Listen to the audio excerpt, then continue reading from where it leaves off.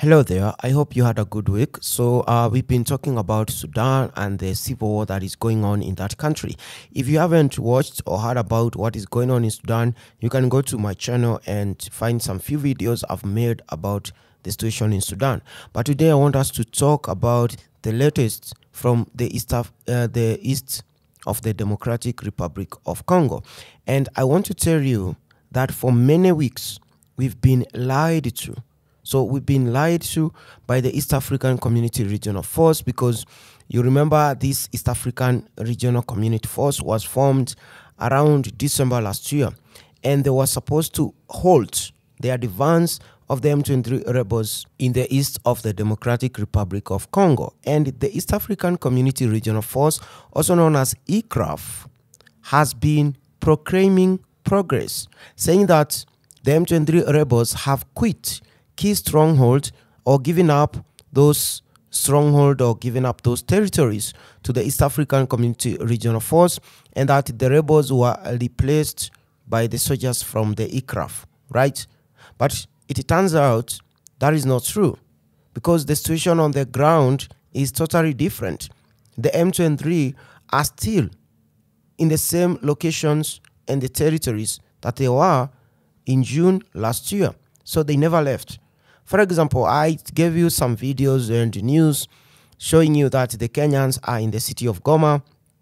Some of the detachments of the Kenyan troops are found in Kibumba, all the way north to Rumangabo. And then in Rumangabo, we have the South Sudanese, some few of them. And then we also saw that in the news that the Ugandans sent 1,000 troops into Congo in the region of Rutshuru, and they also recaptured the border town of Bunagana from the M23 rebels. But it turns out that is not true. Yes, the troops are there. The Ugandans are in Rutshuru, but they are standing next to the M23 rebels, according to the reports. And the M23 rebels are the ones controlling the town of Bunagana. They are even collecting taxes from the locals in that town. So how do I know this? This week, there was this team from the AFP, that is the journalist group, and they requested the UN to assist them access those regions to basically verify some information. So what happened is that after push and pull from the East African Community Regional Force, so this AFP team of journalists were eventually allowed to interview some locals in Bunagana.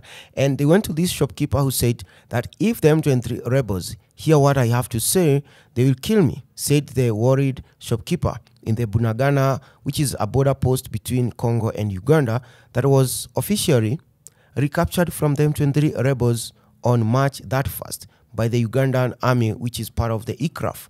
And the shopkeeper goes ahead to say that the M23 are still here. The arrival of the EACRF soldiers has not changed anything.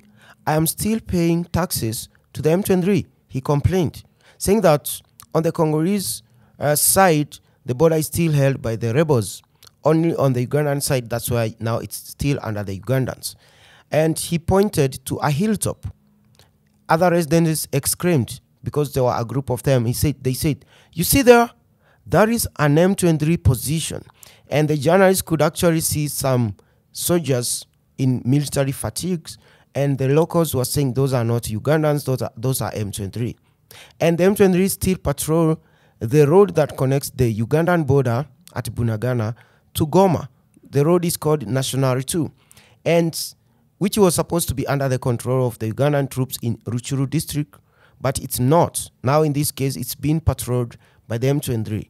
And the locals in Rutshuru and those in the town of Bunagana still pay taxes to the M23, and they are threatened. If they step out of line, they are threatened of being killed. So you understand, that is the situation I was talking about, that we have been lied to.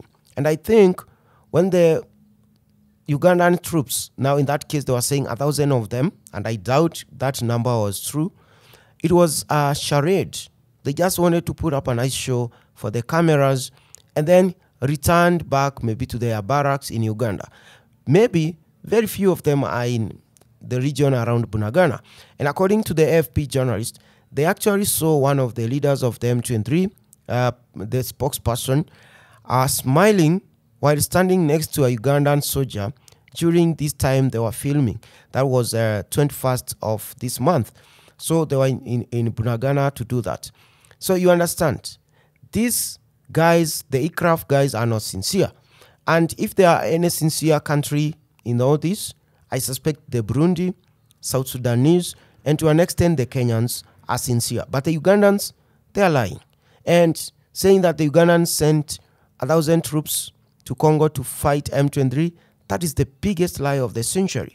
Because as I said in a previous video, is that M23, before they started attacking last year, as they came out of their dormancy, you know, they have been dormant since 2012, right?